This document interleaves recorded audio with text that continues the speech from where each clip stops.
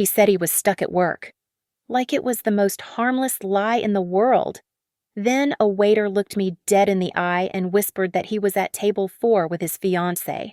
I thought I was walking into a restaurant.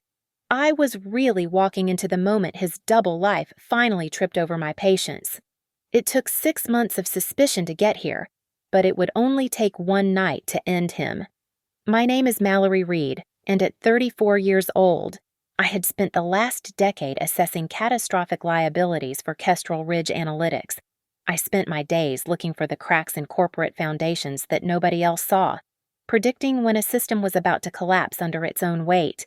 It was a cruel irony that I had missed the structural failure running right through the center of my own marriage until the roof was already caving in. I sat on the edge of the beige sofa in our apartment, the silence of the empty rooms pressing against my ears, still wearing the blazer I had worn to the office. My phone lit up on the coffee table, buzzing against the wood. It was Graham Cole, my husband. I picked it up and read the message. Stuck at work. Don't wait up. The lie was smooth, efficient, and practiced. It lacked any unnecessary fluff or feigned emotion. It was just a cold statement of fact that I knew, with the absolute certainty of an auditor reviewing a fraudulent ledger, was completely false. I looked at the digital clock on the microwave. It was 8:30 in the evening. I turned my gaze to the calendar on the wall, where today's date was circled in red ink. Tonight was supposed to be our anniversary dinner, the one he had promised to take me to because he had missed my actual birthday last week. He had sworn up and down that tonight would be different, that he would make it up to me.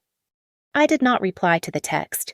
Instead, I picked up the landline, a device we kept only for emergencies, and dialed the direct number to his desk at the office.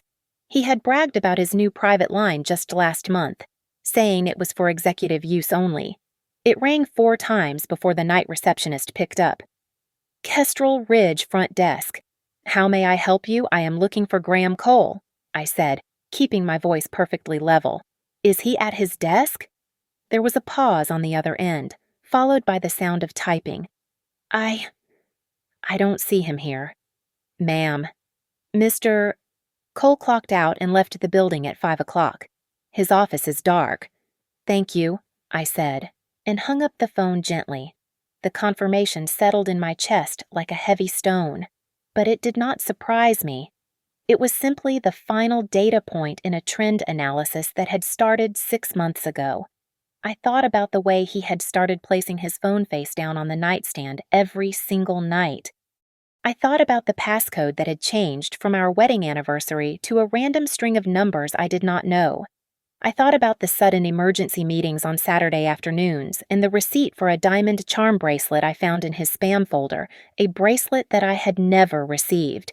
A younger, more naive version of me might have screamed. She might have thrown the phone against the wall or called him back to demand the truth, sobbing into the receiver. But I was not that woman anymore. I stood up and walked to the bedroom. I took off my work clothes and put on a black dress that fit me perfectly. I applied my makeup with steady hands, masking the fatigue under my eyes. Then I reached into the back of my closet and pulled out a thin manila envelope. Inside were the printouts, the screenshots, and the bank statements I had been quietly gathering for weeks. I had collected them hoping I was wrong, but I had prepared for the certainty that I was right. I told myself I just needed to see him lie one more time. That would be enough to justify what I was about to do. I called a car service and typed in the address of the Riverside restaurant he had mentioned in passing yesterday, claiming a client had booked a table there for a high-stakes negotiation.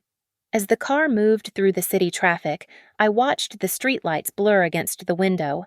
I felt a strange, terrifying sense of calm. Most wives drive to a restaurant hoping to catch their husband so they can save their marriage.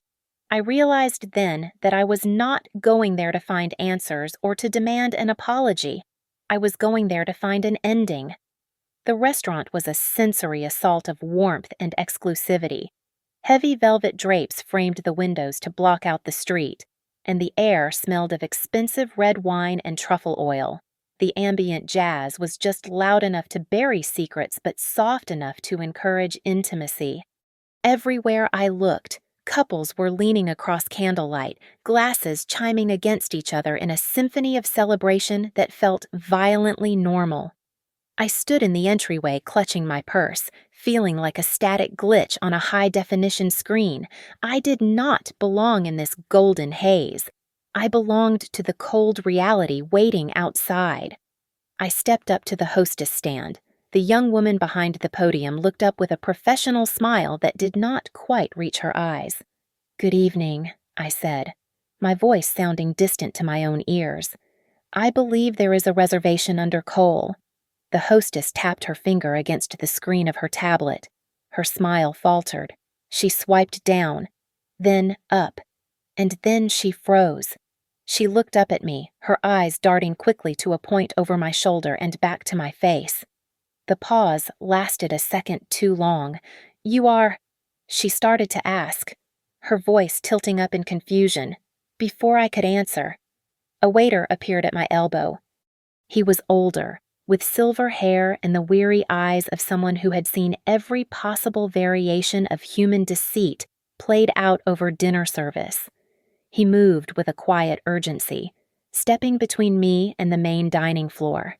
He leaned in close, turning his back to the room to shield me.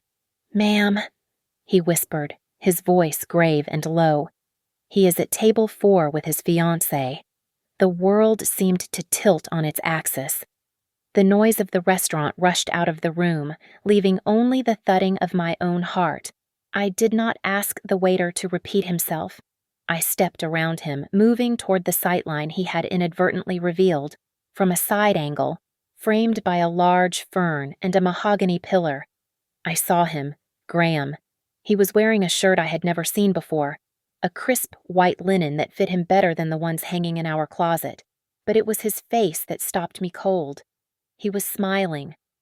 It was a radiant, open, boyish smile that I realized with a sick jolt I had not seen directed at me in years. He looked light. He looked unburdened. Seated opposite him was a woman. She was young, perhaps in her late 20s, with hair that fell in glossy waves over her shoulders. She wore a cream silk blouse and sat with the poised elegance of someone who knew exactly where she belonged. On her left hand, resting casually on the white tablecloth, a diamond caught the overhead light. She was laughing at something he said, her head thrown back slightly, radiating pure joy. Then my eyes dropped to the center of the table. There, nestled between 2 glasses of champagne, sat a small velvet box. It was open. The lid was hinged back to reveal the empty slot where a ring had just been sitting moments ago. The narrative was clear. I had not just walked in on a date. I had walked in on the aftermath of a proposal. I began to walk toward them. I forced my legs to move, though they felt heavy as lead. Every step felt like I was wading through a physical manifestation of our history. One step for our wedding day in the rain. One step for the nights I stayed up nursing him when he had the flu. One step for every time I swallowed my intuition because I wanted to believe in the sanctity of our family. I was walking through the graveyard of my own trust. I stopped behind a wide, decorative column about 5 feet from their table. They were too wrapped up in their bubble to notice the woman standing in the shadows. "I can't believe it's finally happening," the woman said, her voice breathless and sweet. Graham reached across the table and took her hand, his thumb stroking her knuckles. "I told you, didn't I? We can set a date. My divorce is basically handled. The air left my lungs. Basically handled. My marriage, my life, reduced to a clerical nuisance he was pretending to have already solved." I did not scream. I did not rush forward to flip the table. Instead, I reached into my pocket and withdrew my phone. My thumb hovered over the screen for a fraction of a second before I pressed the red button for the voice memo app. I was not recording this to make a scene on social media. I was recording it because I knew that later, when he tried to gaslight me, I would need the truth to be stamped, sealed, and undeniable. I stepped out from the shadow of the decorative column and closed the final few feet between myself and table 4. It was a short distance, but it felt like I was crossing an invisible border between two different realities. I stopped right at the edge of their table, close enough to smell the expensive cologne Graham was wearing, a scent I had bought him for Christmas 2 years ago. I looked down at him, observing him not as a husband, but as a stranger wearing a mask I had memorized. Graham sensed the presence looming over him. He looked up, his glass of champagne halfway to his mouth. The flute froze in mid-air. The color drained from his face so instantly it was as if someone had pulled a plug. His eyes widened, darting from my face to the woman across from him and back again.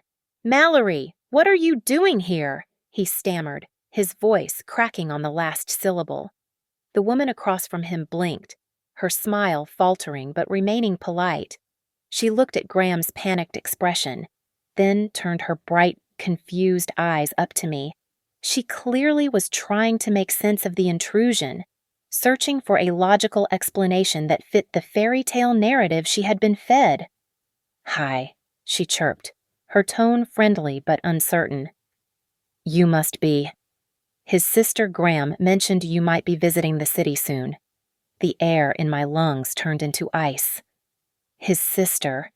He had not just erased our marriage, he had rewritten my entire identity to fit into a convenient, non-threatening box for his new life. I looked at her, keeping my face perfectly still. No, I'm his wife. The restaurant noise seemed to vanish. The silence at table 4 was absolute, a vacuum that sucked the oxygen out of the immediate vicinity.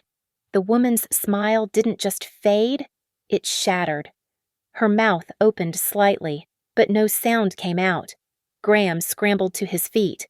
His chair scraped loudly against the floor, drawing the attention of the diners at the adjacent table.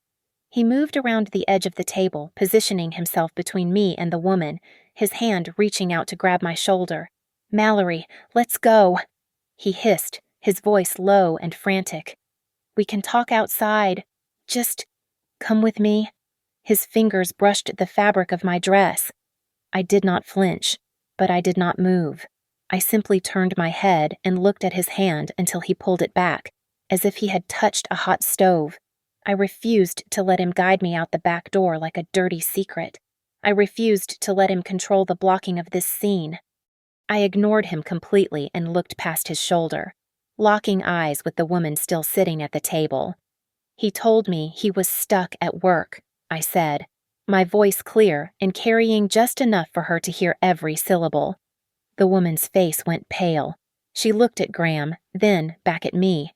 Her hands, which had been resting near the engagement ring box, recoiled sharply, pulling into her lap as if the tablecloth were contaminated.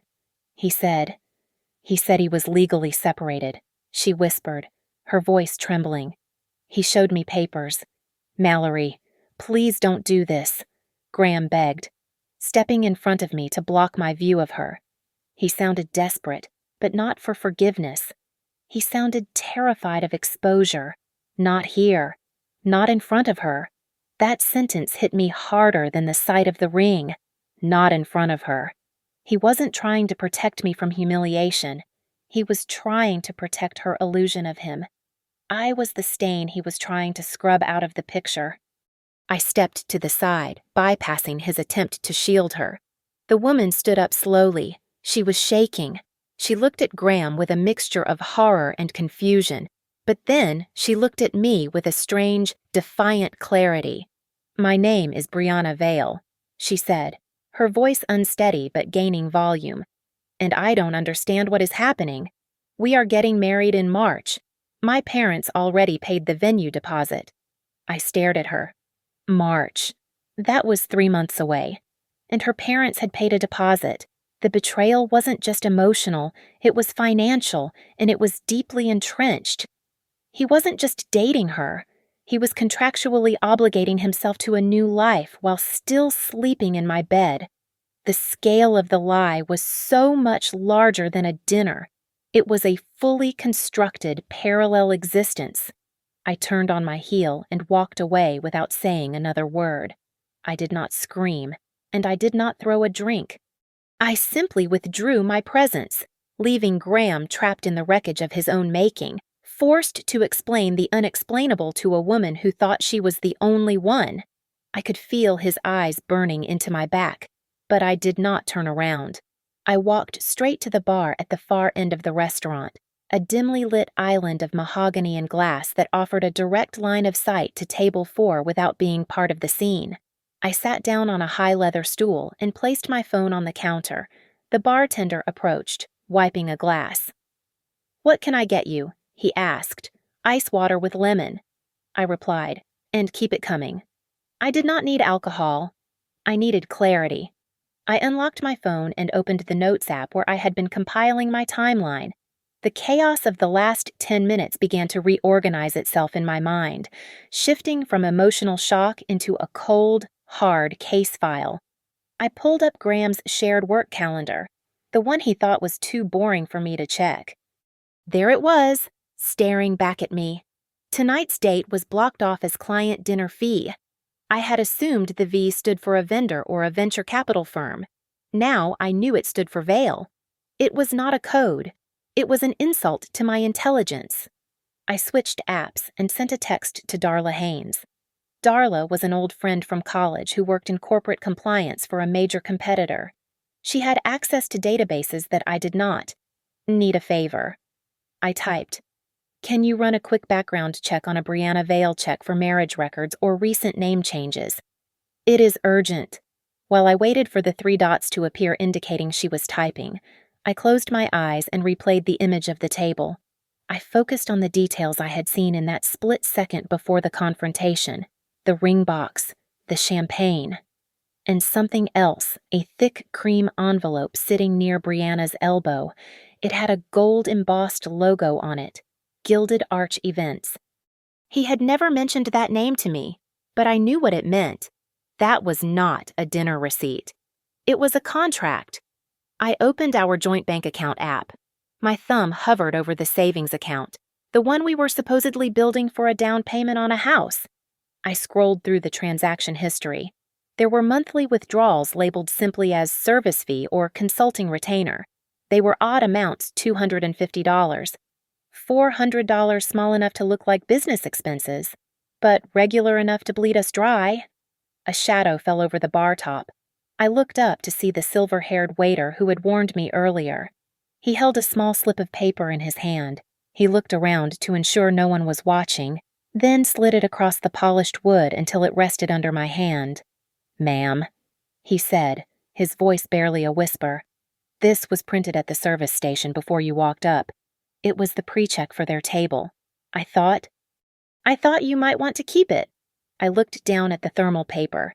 At the top, printed in bold ink, were the words Graham Cole and Brianna Vale Engagement Dinner. My eyes scanned down to the bottom, past the exorbitant total for champagne and seafood, to the payment information. The card on file for the deposit and the final bill was listed, Amex ending in 4099. I felt a chill that had nothing to do with the air conditioning. That was not our personal credit card. That was the Kestrel Ridge corporate card. He was not just cheating on me. He was charging his affair and his engagement party to the company he worked for. He had told me strictly that the card was for travel and client entertainment only, subject to rigorous audits. "Thank you," I said to the waiter, my voice steady. "Good luck, ma'am." He nodded and vanished back into the shadows. I did not cry. Tears would blur my vision, and I needed to see everything clearly. I took a high-resolution photo of the receipt. I saved it to the cloud. I saved it to a hidden folder. Then I forwarded the image to my private email. I looked across the room. Graham was still at table 4, gesturing wildly, trying to salvage his fantasy. He had no idea that the woman sitting at the bar was no longer his wife. I was now the lead investigator in the case against him. I decided right then that I would not play by the rules of a heartbroken spouse.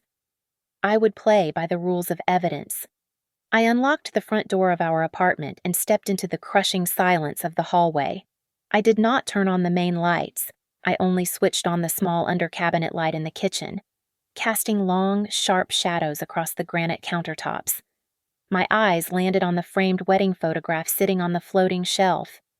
In the picture, Graham was looking at me with a devotion that seemed absolute, a look I had anchored my life to for 7 years. I picked up the frame, my fingers tracing the glass, and realized with a hollow ache that I was not looking at my husband. I was looking at a character he had played until he got bored of the script. The man in that photo did not exist anymore. Perhaps he never had. I sat down at the kitchen island and opened my laptop. I did not go to social media to stalk Brianna. Instead, I created a new folder on my desktop and named it Timeline. I began to input data, cross-referencing the receipts I had just photographed with his Google Calendar entries from the last 6 months. Every late night at the office matched a transaction at a bar or a hotel. Every business trip coincided with charges for 2 airline tickets. I was building a map of his deceit, turning his erratic behavior into a linear narrative of betrayal. My phone buzzed. It was Darla. I answered immediately, putting her on speaker as I continued to type. "Mallory, are you somewhere safe?" she asked, her voice tight with professional concern. "I am at home," I said, my voice flat. "What did you find?" "It is weird, Mal, really weird," Darla said. "This Brianna Vale changed her last name 2 years ago. Before that, she went by Brianna Halloway. And there is a civil court record from 3 years ago in another state. It was a lawsuit regarding the return of a fraudulent engagement ring." I stopped typing. Fraudulent. The plaintiff claimed she accepted a proposal and an expensive ring, only to sell the ring and vanish before the wedding. Darla explained, "The case was settled out of court, so the details are sealed. But Mallory, this girl is not just some innocent victim. She has a history. Graham thinks he is playing her," I said, realizing the sickening symmetry of it.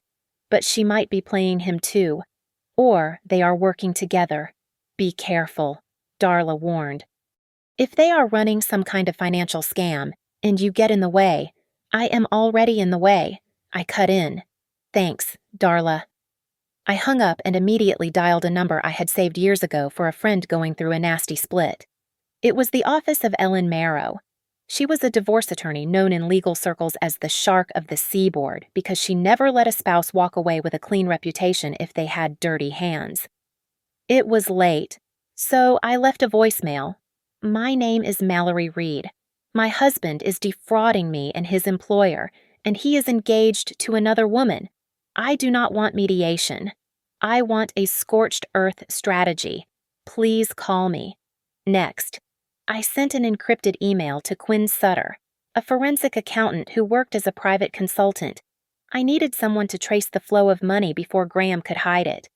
I typed out a summary of the corporate card misuse and the suspicious withdrawals. "Follow the money." I wrote, "I need to know if I am liable for his debts." I closed the laptop and walked down the hall. I stopped outside my daughter's bedroom door. It was slightly ajar, and I could hear the soft rhythm of her breathing.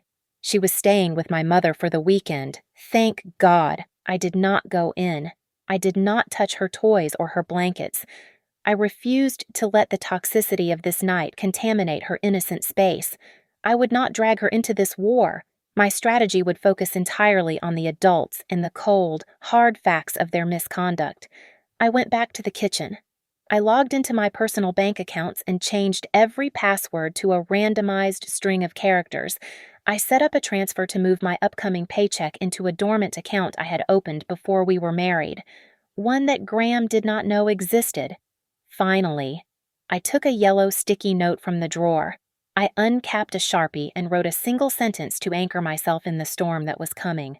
Do not take revenge with anger. Exact it with consequences. I stuck the note to the refrigerator door, right next to the calendar that still claimed today was our anniversary. I turned off the light and sat in the dark, waiting for the sound of his key in the lock. The key turned in the lock at 3:17 in the morning. I was sitting in the armchair by the window, wrapped in a blanket, watching the streetlights flicker against the pavement. Graham walked in, looking like a man who had survived a natural disaster.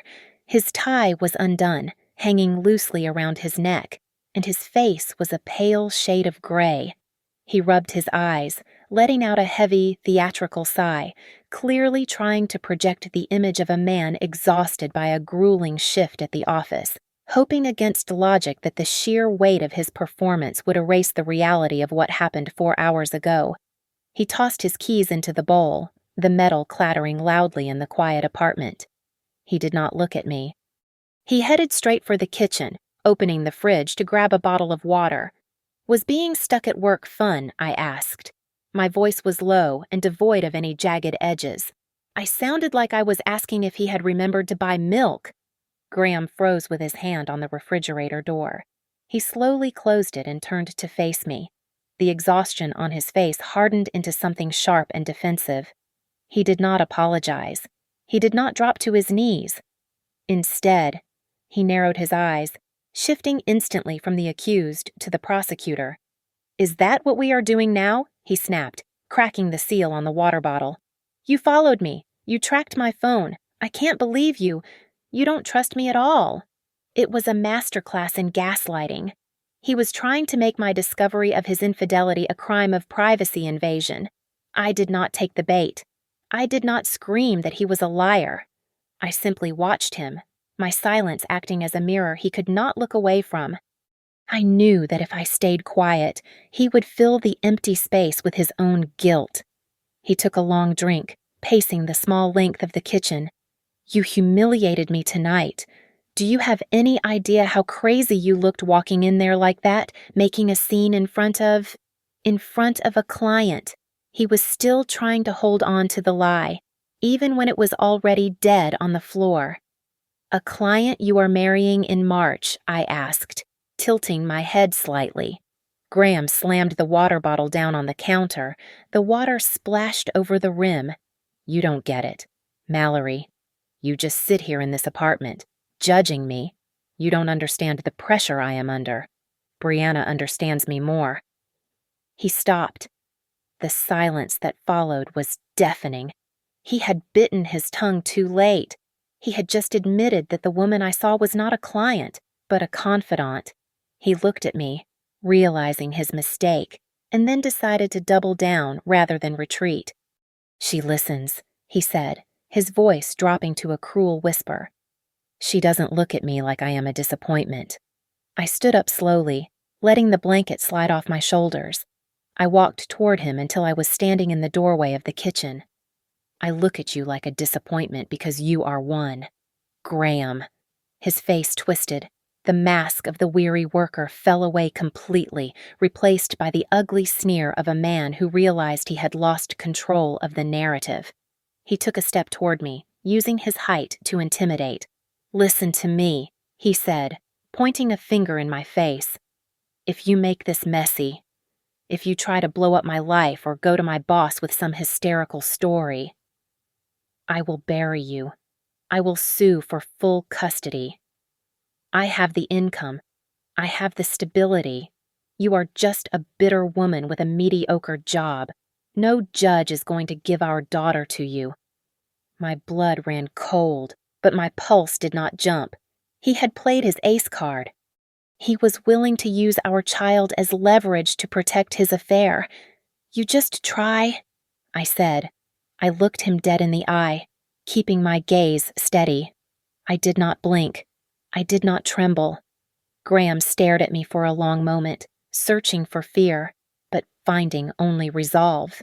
He scoffed, grabbed his water, and stormed past me into the bedroom, slamming the door shut. I stayed in the hallway. My phone vibrated in my pocket. I pulled it out, expecting a text from Darla or the lawyer. Instead, it was an automated email notification from our joint credit card, the one I had forgotten to unlink from my personal alerts. Transaction approved, Gilded Arch Events. Amount $5,000. Description venue. Deposit March. He was not stopping, even after being caught, even after the confrontation. He had gone ahead and paid the deposit. He was accelerating the timeline. He thought he could bully me into silence while he built his new life on the ruins of ours. I looked at the closed bedroom door. He thought he was winning because he was moving fast. He did not realize that by moving so fast, He was leaving footprints everywhere. I turned off the screen. I needed to move faster, but I could not afford to make a single mistake. The next morning, the landscape of my life shifted from a domestic tragedy to a federal crime scene. It started with a secure message from Quinn Sutter, the forensic accountant. He had spent the night dissecting the digital footprints Graham had been too arrogant to wipe clean. "Mallory, we have a problem," Quinn said when I called him back. Or rather, Graham has a massive problem. I cross-referenced his corporate card expenses with his actual travel logs. He is expensing flights and hotels for client acquisition in cities where Kestrel Ridge has no market presence. But here is the kicker. He is submitting invoices for reimbursement that look like they were made in Microsoft Word. The tax codes are invalid. I felt a cold knot tighten in my stomach. So he is stealing from the company. "He is embezzlement adjacent," Quinn corrected. "He is bleeding them dry, a few $1,000s at a time. And he is reckless." Before I could process the magnitude of his stupidity, Ellen Marrow, my attorney, patched herself into the call. Her voice was crisp, cutting through the static like a knife. I pulled the court records. "Mallory," Ellen said, "Graham filed a petition for legal separation 6 months ago. It is sitting in the county clerk's database." "He never served me," I said, confusion clouding my anger. "I never signed anything." "Exactly," Ellen replied. "He filed the paperwork to get a case number and a stamped cover sheet. He likely used that piece of paper to show his girlfriend that he was technically single, but he never moved it forward. It is a prop. Mallory. He is using the legal system as a stage set." I hung up the phone and stared at the wall. He had engineered a fake reality so complete that he had even created legal documentation to support it. Then, my phone buzzed with a sharp, aggressive vibration. It was a text message from a blocked number. "Stop digging. You don't know who you're messing with." I read the words twice. My hands did not shake. I took a screenshot and immediately forwarded it to both Ellen and Quinn. The game had changed. This was no longer just about a cheating husband. This was about danger. Someone was scared of what I was finding. Then came the email from Darla. She had gone deep into the background of Brianna Vale. Attached was a dossier on a company called Gilded Arch Events. "Mallory. Look at the employee roster." Darla's note read. I scrolled down. Listed as the senior account manager was Brianna Vale. I read the company reviews. There were dozens of complaints about canceled events, non-refundable deposits, and sudden chargebacks. It was a churning operation. My mind raced, connecting the dots. Graham had just paid a $5,000 deposit to Gilded Arch Events using his company card. He was funneling money from his employer directly into a company where his mistress worked. A chilling thought occurred to me. Was Graham the mastermind, or was he the mark? Was Brianna just a girlfriend, or was she grifting him if she was pressuring him for money, and he was stealing to keep up with her demands? Then they were trapped in a cycle of mutual destruction. But if they were working together to defraud his company, they were co-conspirators. I needed to look her in the eye. I needed to know if she was a villain or a victim. I found her work email address in the dossier Darla sent. I did not write a long, emotional plea. I wrote a single line. "If you want the truth, meet me alone." I hit send. I waited for 20 minutes. My phone pinged. The reply was from a personal address, not her work email, the Roasted Bean on 4th Avenue. 1 hour. I knew the place. It was a busy, loud coffee shop in the middle of the financial district. It was not a place for an intimate chat. It was a place you chose when you wanted to be surrounded by witnesses. She was terrified, whether she was scared of me or scared of what I knew. I was about to find out. I grabbed my coat and the file of evidence. I was done waiting for the storm to hit. I was walking right into the eye of it. Brianna walked into the Roasted Bean 10 minutes late. She looked nothing like the polished, radiant woman I had seen holding court at table 4 the night before. Her designer coat was buttoned wrong. There were dark, heavy shadows rimming her eyes, and her hands were shaking so noticeably that she had to clasp them together against her chest. She spotted me at a corner table and hesitated, looking around the crowded room as if checking for an ambush. When she finally sat down across from me, she didn't order coffee. She just leaned forward, her voice a jagged whisper. "He promised me you were out of the picture. It was not an apology. It was an accusation." She was looking at me like I was a ghost that had refused to stay dead. I didn't blink. I didn't waste energy on outrage.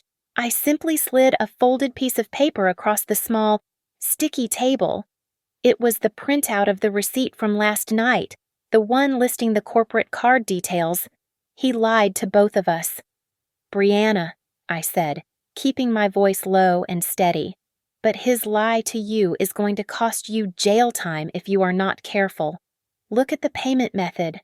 Brianna stared at the paper.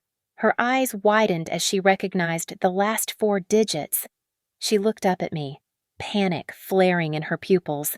"That card," she stammered, her breath hitching. "He told me it was his personal bonus account.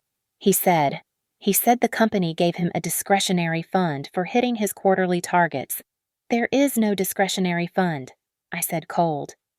"That is a corporate expense account monitored by federal auditors. And since you work in the event industry, you know that accepting payment from a stolen or misused corporate card makes you an accessory to fraud." I watched her face crumble. Then I laid down the second piece of evidence, the printout of the strange interest payments I had found on our joint statement. "Do you know what this is?" I asked, because I found a secret debt service fee. "Does he have a loan?" "I don't know about Brianna," burst into tears.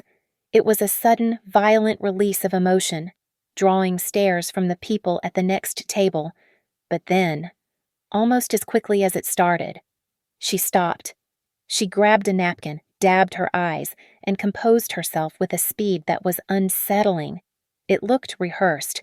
It looked like a reaction she had practiced in front of a mirror to garner sympathy. "We needed cash for the deposits," she admitted, her voice dropping. "He said his assets were frozen until the divorce was final.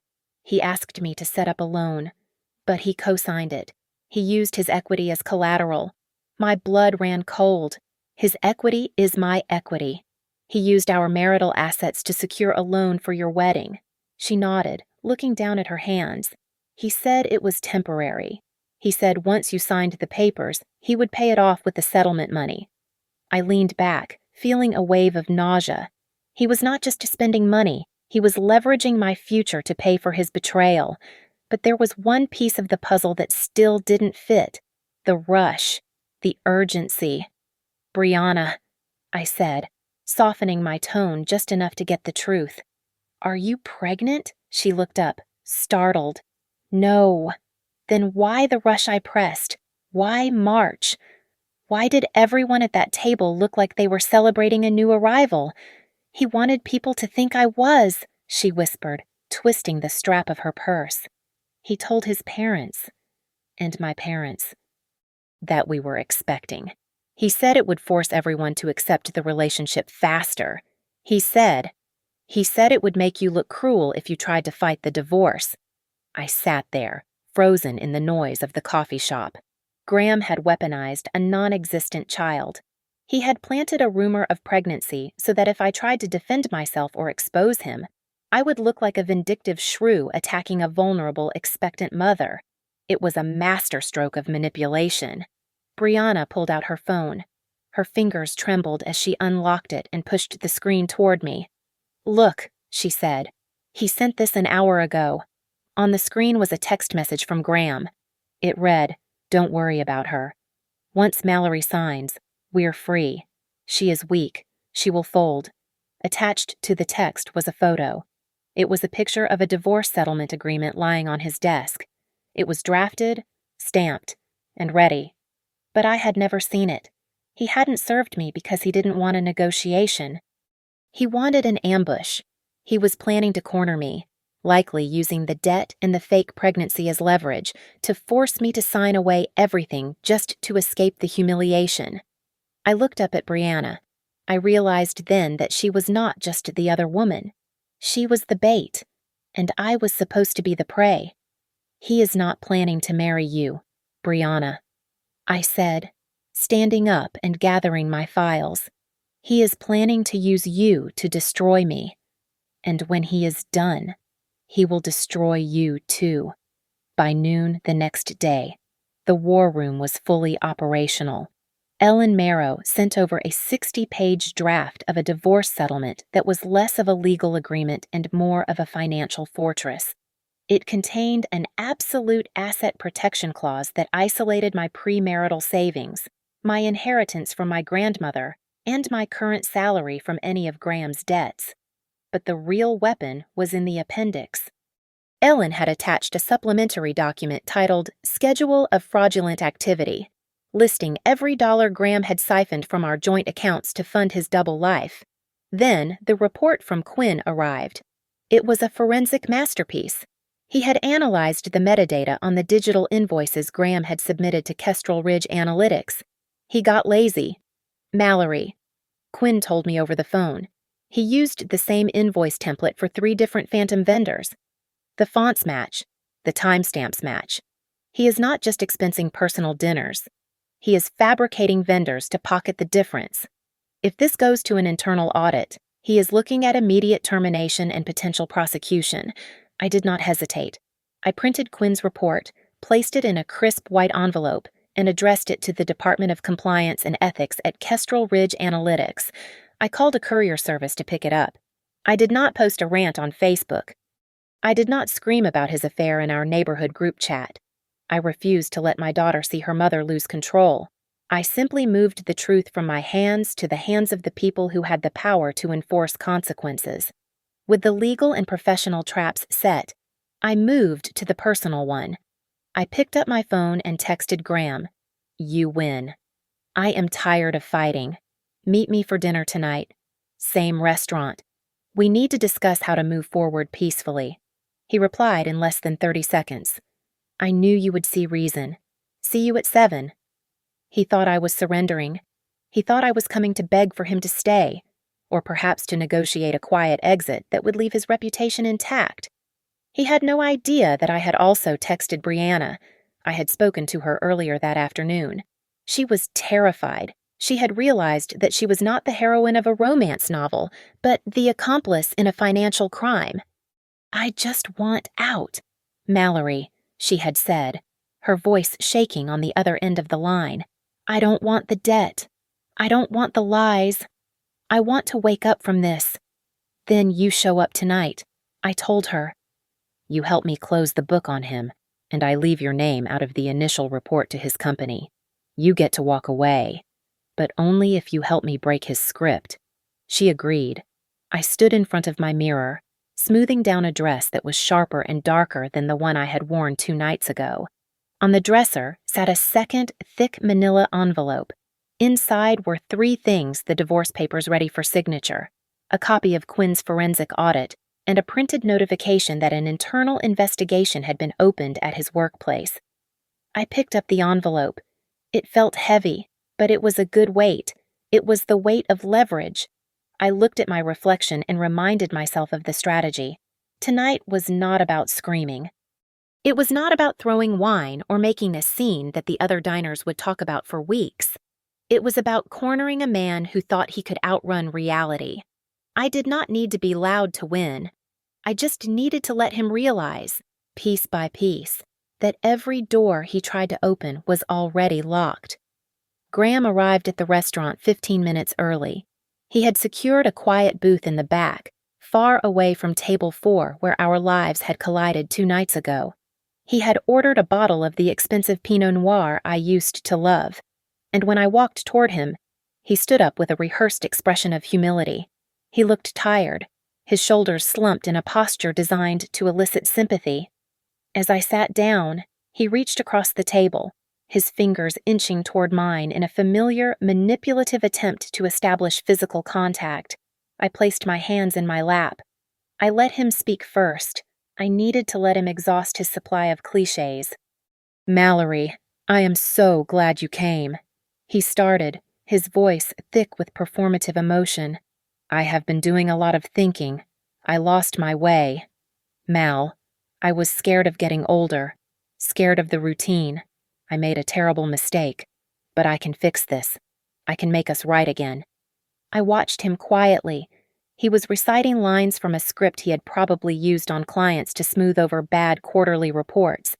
When he finally stopped to take a breath, expecting me to offer him a lifeline, I reached into my bag and placed the heavy manila envelope on the table. "This is what you are going to sign tonight," I said. Graham looked at the envelope, then at me. He opened it slowly. As he read the terms of the divorce settlement, the total asset forfeiture, the alimony clauses, the admission of guilt, his eyes widened. Then he saw the document underneath it. It was the forensic audit report detailing every dollar he had embezzled from Kestrel Ridge Analytics. He looked up, and the sorrow vanished, replaced instantly by a flash of rage. "You cannot be serious. This strips me of everything. If I sign this, I am destitute." "If you do not sign it," I replied, my voice calm and level, "that audit report and the evidence of your fraudulent vendor invoices go directly to the chief compliance officer at your firm. I have the email drafted. I just have to hit send." Graham slammed his hand on the table, making the silverware jump. "You dare threaten my career. I built that reputation." "No," I said. "I am just finished covering for you." I turned my head slightly and nodded toward the decorative column near the kitchen. Graham followed my gaze. Brianna stepped out from the shadows. She was not wearing the engagement ring. She held her phone in her hand, her face pale but determined. She walked right up to our table. Graham looked as if he had stopped breathing. "Brianna," he choked out, "what are you—" She didn't speak. She simply placed her phone on the table and pressed play. Graham's voice, recorded during a phone call she had taped yesterday at my request, filled the small space between us. "Don't worry about Mallory. She is just an obstacle I need to clear. Once I get her to sign the separation, I will move the assets to the trust and leave her with the debt.